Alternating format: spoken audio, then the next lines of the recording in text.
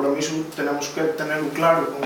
con el asturiano, siempre y cuando también tenemos claro que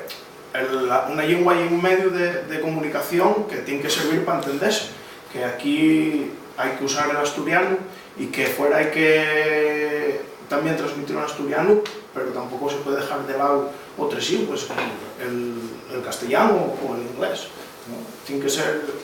un método para que la gente se entienda. Entonces, bueno, exportáis también, no solo vendéis aquí en Asturias, ¿hasta dónde, qué mercados tenéis fuera de aquí? Principalmente marcha mucha escanda para Madrid y para Barcelona. Gente que ve, que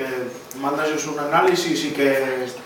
ve que tiene unas propiedades buenas y es triste que realmente nadie creo que llegue profeta en la tierra. Y bueno, aquí en Asturias está surgiendo y está afianzándose ya el tema de las candy, de estos productos tradicionales, y fuera de aquí de Asturias ya hay conocimiento y ya hay demanda de grandes panaderos que buscan un producto específico, también diferenciado, con unas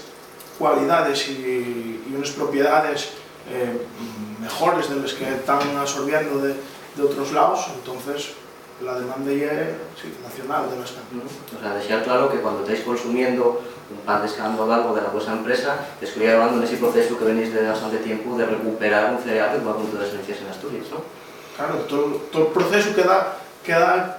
claro en nuestro marketing, y es lo que tenemos que vender, y es nuestro trabajo, y es lo que vendemos en todos los folletos que hacemos, en la página web, en todos los sitios. Es decir, nosotros somos esto y venimos de aquí y queremos llegar a todo el mundo, pero seguimos estos pasos y tenemos esta trazabilidad de los productos, que además ofrecemos todo el proceso